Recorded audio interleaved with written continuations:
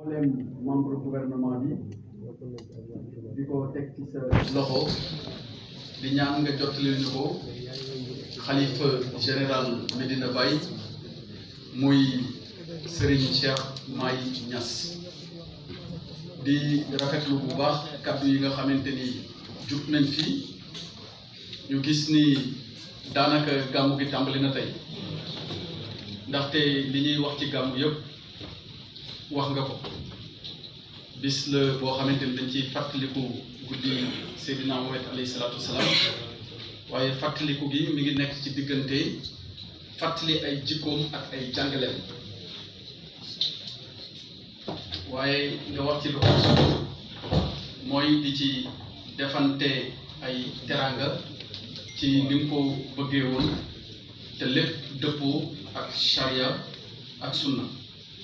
kon daanaka li nga wax jëmale ko ci gàmmu gi tënk na solo ak dayoo bi nga xamante ni bis bi am na ko ak mbóot yi nga xamante ni làmboo na ko mën a jariñ réew mi yëpp waaye mën a jariñ àdduna ak alam bi yëpp wax nga ko léegi et may rafetlu message boobu muy un message de paix parce que yonent bi Seydina Muhammad alayhi salaatu salaam ñëpp xam nañ ni yërmande la ci bépp mbindeef te yërmande moom saa yu ñu ko waxee jàmm la lamboo kon loolu nga wootee fàttali ko mu jëm ci wàllu lépp loo xamante ni jàmm la dal ak fàttali jikko yu rafet ak taxawaay yi nga xamante ni ku nekk war na koo taxaw jëmale ko ci askanam ak ci réewam loolu rek mooy jeexital yi nga xamante ni dinañ ko jëlee ci gàmmu. Son Excellence Monsieur le Président de la République Macky Sall démb rek moo ci mujj ci conseil des ministres bi nga xamante ni tàmbale nañ ko mooy conseil des ministres bi njëkk ci gouvernement bu bees bi mu taxawal ci biir waxtaan wi ni ngi ñu ci fàttali taxawaay bi nga xamante ni war nañ ko am ci gàmmu di ñu fàttali tamit ni taxawaay bi ñu ci am war koo ànd ak service su état bi yëpp nañu fexe ba li nga xamante ni moom la askan wi di xaar këru diine yi di xaar ci état bi ñu ànd kook ñoom bokk liggéey bi def ko ci ni mu gën a muccee ay kon président ku ne xam na solo si mu jox kër diine yi looloo tax bi mu nekkee ci bopp réew mi ba tey ku ne gis na liggéey bu rëy bi mu def jëmale ko ci kër diine yi mu am programme bu mag mu doon programme de modernisation des cités religieuses ba tax na këru diine boo dem tey di nga gis li nga xamante ni jëmmal na ko fa ci li nga xamante ni daf leen di jàppale ci wàllu diine niñ koy dundee bëggee ko ni ndaxte Sénégal ku ne xam ne ni dëkku diine la dëkku mbaax la waaye dëkku jikko yu rafet la ba tax na président loolu xam na ko xam ngoo xamante ni naka jekk ci loolu la mës a nekk waaye bi mu ñëwee ci boppu réew mi ni mu ko mandargaalee mooy jël kenn koo xam ni dafa nekk ci palais bi ni ko dama bëgg nga wëral ma këri diine yi xool ma li nga xamante ni war nañ ko faa mën a tàbbil ci liggéey ba lépp loo xamante ni mën naa gën a yéwénal doxin wi ak nañ koy ànd ak ñoom ci jaamu yàlla ñu gën koo mën a def kon loolu ci la nekk ci loolu la ñu sant ñu nekk ci loolu it la sant service su état bi yëpp ñu nekk ci réunion bi nag damay rafetlu bu baax ni nga xamante ni tëddee na ko diggante service yi nga xamante ni ñoo féetewoo ci état bi gouverneur am liggéey bu am solo gouverneur u Kaolack am liggéey bu am solo bu mu ci jot a def laata ñuy yegg si fii moom préfet waaye di rafetlu ak di saluer présence su président conseil départemental ak maire Kaolack nga xamante ni ay démembrement wu état bi lañ liggéey boobu ñu bokk ko ànd ak comité d'organisation des manifestations et des activités de la Fayda ñu koy wax COMAF ñëpp xam seen taxawaay ci biir COMAF ñu ràññee ci ay kuréel yu banqaasoo ci moom waaye tamit am ci taxawaay bu rafet te am solo leeral nañ léegi ni Baye Médical gis nañ liggéey bi ñuy def ak engagement ak détermination bi ñu am te mbooleem médecin ak pharmacien ak infirmier yi nekk ci biir fayda bi tey liggéey jëmale ko ci loolu seen taxawaay di mat sëkk diggante gàmmu ak gàmmuwaat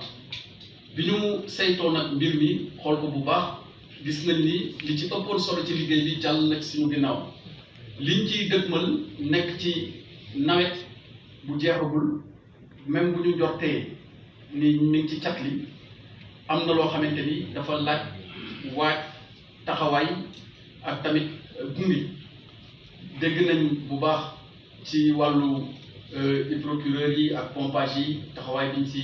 war a continuer di am ba bu ñu yeggee ci bis ba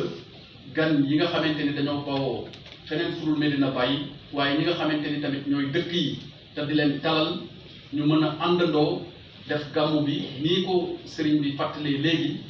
ba lépp jàll ci yoon ba gàmmu waat ga su ko defee ñëpp mën a delluwaat seen ay kër tey séntu te amuñu sikki sàkk te ni loolu sa borom dina ko nangu ndaxte waxu Baye di waxu Cheikh Ibrahim Niass Baye mu waxal ko boppam mësta ñaan dara loo xamante ni ci guddi gàmmu yàlla gàntal na ko kon bërëbu gàmmuwaay la waaye bërëbu dem gaaw njëkkante wuti njariñ la kon loolu ñu ngi koy rafetlu te amuñu sikki sàkk ni lépp lu ñu fa ñaan suñu borom dina ko sotti mu doon yiw doon sutura doon teranga doon jàmm waaye tamit doon yokkute ci képp ku fa teew waaye amul sikki sàkk ci sama gëm-gëm ni dina laawaale ba laal képp koo xam ne tamit teew fa loolu mooy li nga xamante ni mooy kàddu yi ñu bëggoon yëkkati ci turu président de la république Macky Sall ak ci turu premier ministre Amadou Ba jàllale ko ci membre du gouvernement bi yëpp wasalaamualeykum wa rahmatullahi wa barakatuh xam naa damay tënk pour suñu mbokku journalistes yi tuuti kàddu ci français.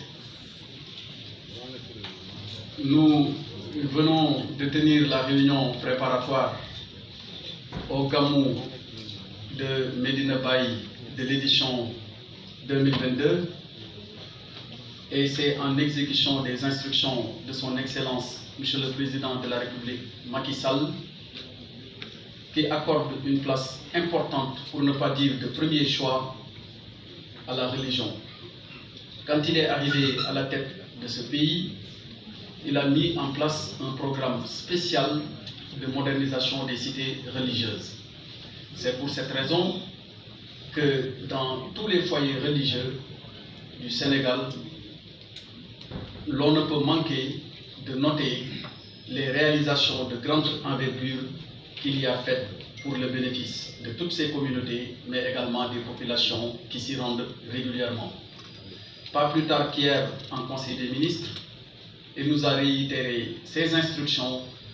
d'accompagner toutes les familles religieuses du Sénégal pour réussir, comme par le passé,